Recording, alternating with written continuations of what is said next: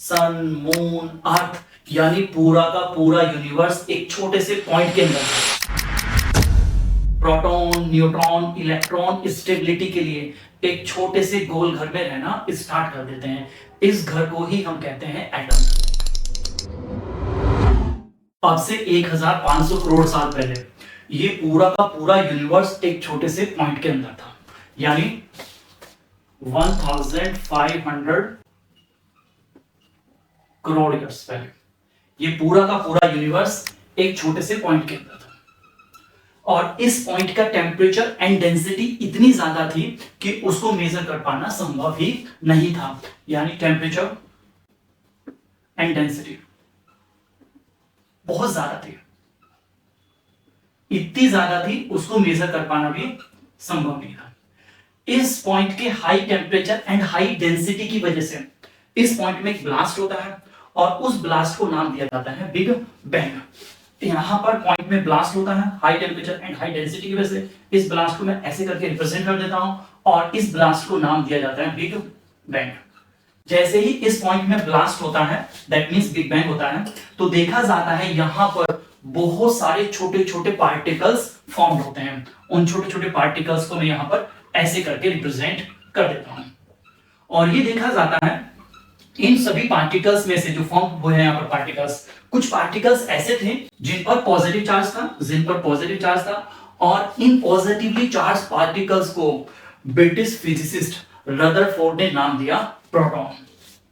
यहां पर in positive charge particle के साथ साथ बिग बैंग में कुछ ऐसे पार्टिकल्स भी बने थे जिन पर नेगेटिव चार्ज था और इन नेगेटिवली चार्ज पार्टिकल को फिजिसिस्ट जॉर्ज स्टोनी ने नाम दिया इलेक्ट्रॉन। और देखा गया इलेक्ट्रॉन, प्रोटॉन के अलावा बिग बैंग में कुछ ऐसे पार्टिकल भी थे जिनका मास ऑलमोस्ट प्रोटॉन के मास के बराबर था, लेकिन उन पर जीरो चार्ज था। इन पार्टिकल्स को फिजिसिस्ट चैडविक ने नाम दिया न्यूट्रॉन, क्योंकि ये न्यूट्रल थे तो इसीलिए इनको नाम दिया गया न्यूट्रॉन। यहां पर प्रोटॉन, इलेक्ट्रॉन, न्यूट्रॉन के अलावा कुछ ऐसे पार्टिकल्स भी बने थे जिन पर कभी कभी पॉजिटिव चार्ज हो जाता था, कभी कभी वो पार्टिकल्स नेगेटिव चार्ज भी रखते थे और कभी कभी वो पार्टिकल्स जीरो चार्ज भी रख लेते थे। इन पार्टिकल्स को जापानीज फिजिसिस्ट युगावा ने नाम दिया मिशॉन। तो हम कह सकते हैं बिग बैंग में इलेक्ट्रॉन, प्रोटॉन एंड मिशॉन वहां पर फॉर्म हुए। देखा जाता है ये जो पार्टिकल्स यहां पर बने थे, इन पार्टिकल्स की एनर्जी बहुत ज्यादा थी और इन पार्टिकल्स की हाई एनर्जी ही इनके लिए एक बहुत बड़ी प्रॉब्लम बन गई। अब क्वेश्चन ये आता है कि पार्टिकल्स की हाई एनर्जी इनके लिए प्रॉब्लम कैसे बनती है। इसका आंसर हमें मिलता है एक थ्योरी में जिसको हम कहते हैं क्वांटम थ्योरी। ये थ्योरी ये कहती है किसी पार्टिकल की एनर्जी जितनी भी ज्यादा होगी उस पार्टिकल की स्टेबिलिटी उतनी ही कम होगी। यहां पर भी मैं मेंशन करता हूं, यानी क्वांटम थ्योरी, क्वांटम ये थ्योरी ये कहती है यदि कोई आपके पास पार्टिकल्स है, let's suppose this the particles, और इसकी एनर्जी बहुत ही ज्यादा है, इसकी एनर्जी हाई है, तो इस पार्टिकल की स्टेबिलिटी उतनी ही लो होगी।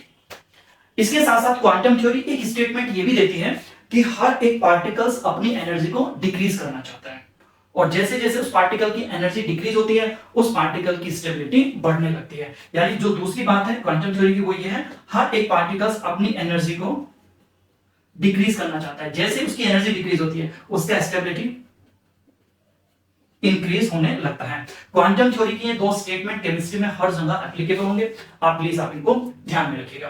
अब वापस अपने पार्टिकल्स पर ही आते हैं। तो पार्टिकल्स जो यहां पर बने थे इनकी एनर्जी बहुत ज्यादा थी जो कि इनके लिए एक प्रॉब्लम थी। अब ये पार्टिकल्स क्या करना चाहते हैं, कैसे ना कैसे करके अपनी एनर्जी को डिक्रीज करना चाहता है, क्योंकि ऐसा करने से उसकी स्टेबिलिटी बढ़ेगी।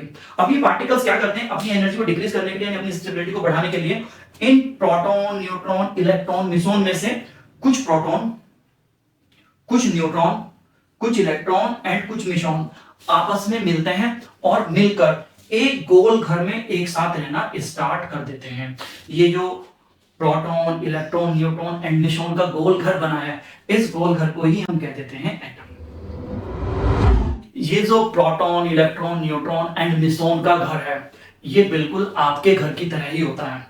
आपके घर में जितने भी मैरिड कपल हैं उन मैरिड कपल में जितने भी मेल्स हैं वो वहां पर होते हैं प्रोटॉन, उस मैरिड कपल में जितनी भी फीमेल्स होती हैं वो वहां पर होती हैं इलेक्ट्रॉन, और हर एक घर में कुछ बच्चे भी होते हैं, वो बच्चे वहां पर होते हैं मिशन। हर घर में कभी कभी कुछ ऐसे लोग भी होते हैं जिनकी शादी होने की संभावना नहीं होती है, उनको आप वहां पर कह सकते हैं न्यूट्रॉन्स। तो हमारा यहाँ पर एटम के बारे में जो रिलेशन बना है वो ये है, एटम के अंदर प्रोटॉन एंड इलेक्ट्रॉन्स हमेशा बराबर होते हैं, और न्यूट्रॉन की संख्या प्रोटॉन के या तो बराबर होगी या फिर प्रोटॉन से थोड़ी सी ज्यादा होती है। किसी भी एटम्स के लिए दो टर्म हमेशा बार बार यूज होते हैं, एक होता है एटॉमिक नंबर, आपको हमेशा याद रखना है किसी भी एटम के अंदर जितने नंबर ऑफ प्रोटॉन्स होते हैं उन नंबर ऑफ प्रोटॉन्स को हम कहते हैं उसका एटॉमिक नंबर। एटम के लिए जो दूसरा टर्म हमेशा फ्रीक्वेंटली यूज होता है वो होता है मास नंबर। किसी भी एटम के अंदर जितना भी प्रोटॉन्स है और जितना भी न्यूट्रॉन्स है, इन दोनों का जो नंबर्स का सम होता है उसको हम कहते हैं मास नंबर। आगे बढ़ने से पहले एक इंपॉर्टेंट इंफॉर्मेशन मैं आपसे शेयर करता हूं ताकि आप भारतीय होने पर गर्व महसूस करें। अब से 2500 साल पहले आचार्य गणाद ने अपने लिटरेचर में एटम के बारे में बहुत अच्छे से लिखा है। जबकि आप यूरोप की बात करें, यूरोप में एक स्कूल टीचर थे जॉन डाल्टन, उन्होंने केवल 200 साल पहले एटम्स के बारे में बताया। तो आप देख सकते हैं कहां 2500 साल और कहां 200 साल। अब यहां पर क्वेश्चन ये आता है कि कैसे proton, neutron, electron and mission atom के अंदर जाते ही स्टेबल हो जाते हैं। इस बात का सबसे बेस्ट एक्सप्लेनेशन जो हमें मिलता है वो मिलता है हमें क्वांटम थ्योरी में। और इसको समझने के लिए क्वांटम थ्योरी के दो स्टेटमेंट आपको हमेशा याद रखना चाहिए, वो पूरी की पूरी केमिस्ट्री में भी अप्लाई होगा। उन्हीं दो स्टेटमेंट को मैं यहां पर शेयर कर लेता हूं। तो क्वांटम थ्योरी कहती है यदि आपके पास दो पार्टिकल है और एक पार्टिकल पर पॉजिटिव चार्ज है और दूसरे पार्टिकल पर नेगेटिव चार्ज है, तो क्वांटम थ्योरी कहती है इन दोनों पार्टिकल्स के बीच में लगता है attraction because of the opposite charge. Quantum theory कहती है कि जब भी किसी पार्टिकल्स के बीच में अट्रैक्शन लगता है तो उस अट्रैक्शन से उन पार्टिकल की एनर्जी हमेशा डिक्रीज होती है। क्वांटम थ्योरी कहती है कि जैसे एनर्जी डिक्रीज होती है तो पार्टिकल का स्टेबिलिटी हमेशा बढ़ता है। क्वांटम थ्योरी का जो दूसरा स्टेटमेंट आता है वो ये आता है, if there are the two particles which have the same charge, let's suppose both have the positive charge, तो इस तरह की पार्टिकल्स के बीच में हमेशा लगता है रिपल्सन। क्वांटम थ्योरी कहती है रिपल्सन से हमेशा एनर्जी इंक्रीज होती है और एनर्जी के बिल्कुल उल्टा होता है स्टेबिलिटी। स्टेबिलिटी उसका क्या होगा, डिक्रीज होगा। तो यहां से एक बात आपको समझ में आ गया कि पार्टिकल्स हमेशा अट्रैक्शन में जाना चाहेगा क्योंकि अट्रैक्शन से उसकी एनर्जी डिक्रीज होती है और उसका स्टेबिलिटी बढ़ता है। अब होता क्या है, यहां पर ये जो प्रोटॉन है और यहां पर जो न्यूट्रॉन्स हैं, इन प्रोटॉन इन न्यूट्रॉन्स में से कुछ प्रोटॉन एंड न्यूट्रॉन पास पास आते हैं और पास पास आकर पेयर बना लेते हैं। प्रोटॉन एंड न्यूट्रॉन पास पास आए और पास पास आकर एक पेयर बनाया। ये जो प्रोटॉन न्यूट्रॉन का पेयर बना है, ये प्रोटॉन न्यूट्रॉन का पेयर जो आपके पास एटम है उस एटम के सेंटर पर जाता है और जाकर एटम के सेंटर पर प्रोटॉन एंड न्यूट्रॉन का पेयर ये बैठ जाता है। यहां पर प्रोटॉन एंड न्यूट्रॉन का केवल एक ही पेयर एटम के सेंटर पे जाके नहीं बैठता है, बहुत सारे प्रोटॉन एंड न्यूट्रॉन के पेयर बनते हैं और वो सभी जाकर एटम के सेंटर पर जाकर बैठ जाते हैं। और को भी मैं मेंशन कर देता हूं, एक पेयर हो गया, ये जाकर यहां पर बैठ जाते हैं। अब इस एटम के सेंटर को, इस एटम के सेंटर को अब हम नाम देते हैं न्यूक्लियस। इसको हम कह देते हैं न्यूक्लियस। लेकिन आप यदि ध्यान से देखें, प्रोटॉन पर पॉजिटिव चार्ज होता है, न्यूट्रॉन पे तो कोई चार्ज नहीं होता है, जैसे मैंने बताया था, लेकिन प्रोटॉन पर पॉजिटिव चार्ज होता है। यदि प्रोटॉन पर पॉजिटिव चार्ज है और दूसरे प्रोटॉन पे भी पॉजिटिव चार्ज है तो इनके बीच में लगता है repulsion according to the quantum theory. यदि इनके बीच में रिपल्सन लग रहा है तो रिपल्सन से दोनों के दोनों प्रोटॉन की एनर्जी इंक्रीज होगी और उसकी स्टेबिलिटी डिक्रीज होगी। ऐसा कोई भी प्रोटॉन नहीं चाहेगा। अब यहां पर इस प्रोटॉन की इस प्रॉब्लम का सॉल्यूशन जो होता है वो करता है मिसोन। मिसोन करता क्या है, यहां पर जो प्रोटॉन एंड न्यूट्रॉन के पेयर बने हैं, ये जो पेयर बना है, इस प्रोटॉन न्यूट्रॉन के पेयर के बीच में यहां पर जाकर मिसोन बैठ जाता है। उसको यहां पर दिखा देता हूं, यानी प्रोटॉन एंड न्यूट्रॉन का जो पेयर है, इस पेयर के बीच में यहां पर मिसोन जाकर बैठता है। This is mission. और मिसोन एक साइड से प्रोटॉन को और दूसरी साइड से न्यूट्रॉन को बहुत ही टाइटली होल्ड कर लेता है।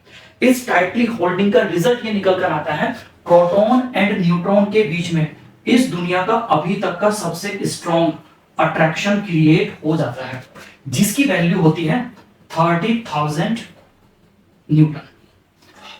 इस स्ट्रॉन्ग अट्रैक्शंस को एक स्पेशल नाम से भी जानते हैं, इसको कहा जाता है स्ट्रॉन्ग न्यूक्लियर फोर्स।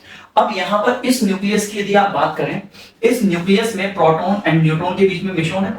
मिश्रण होने की वजह से प्रोटॉन एंड न्यूट्रॉन के बीच में अट्रैक्शन लग रहा है 30,000 न्यूटन का, लेकिन प्रोटॉन प्रोटॉन पर सेम चार्ज होने की वजह से इनके बीच में लगता है रिपल्सन, और इस रिपल्सन की वैल्यू होती है, माफ कीजिए बताना भूल गया था, मैं रिपीट कर देता हूं, इस रिपल्सन की वैल्यू होती है 300 न्यूटन।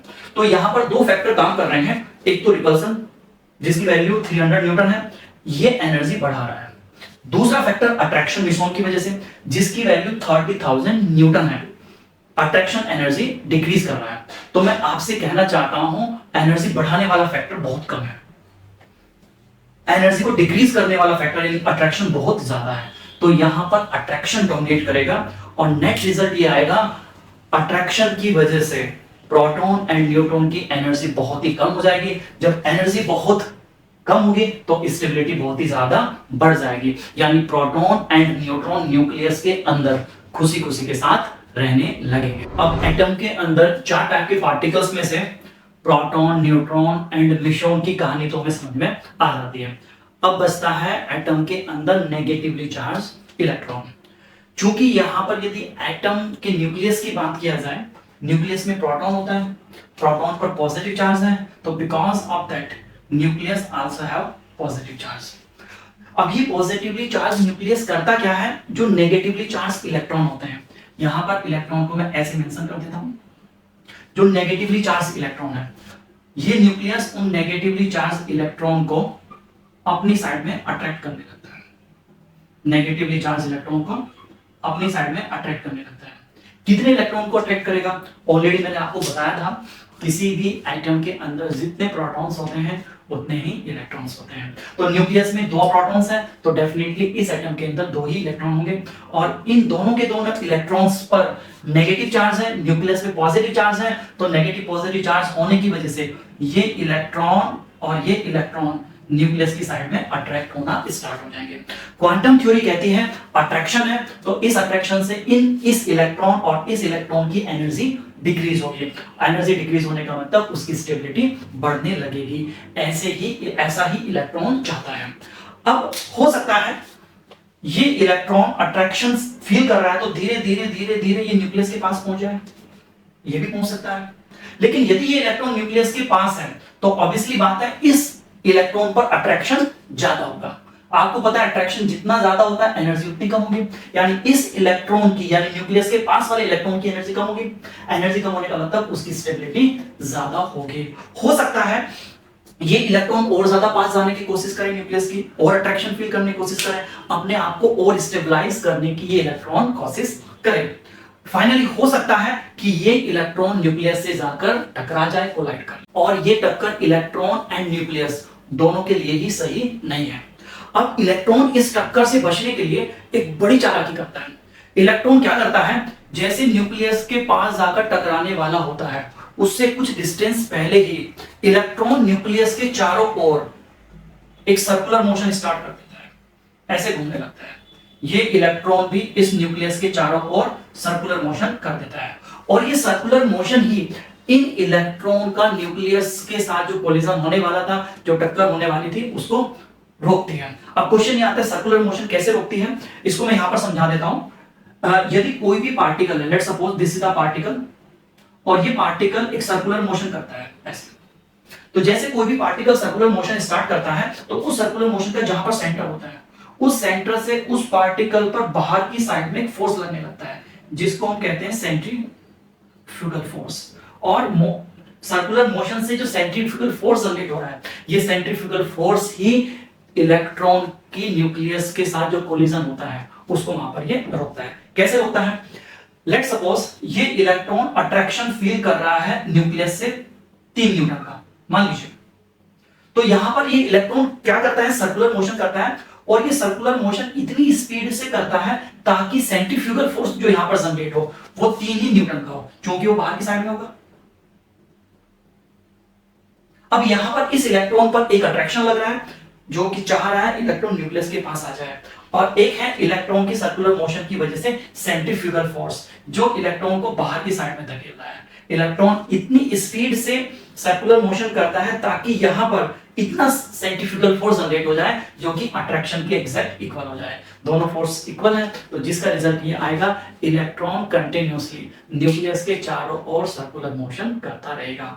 अब ये electron, neutron, proton and Michonne का ये जो घर है, इस पूरे के पूरे घर को हम कह देते हैं एटम। इस एटम में हर एक की सर्टेन पोजीशन है।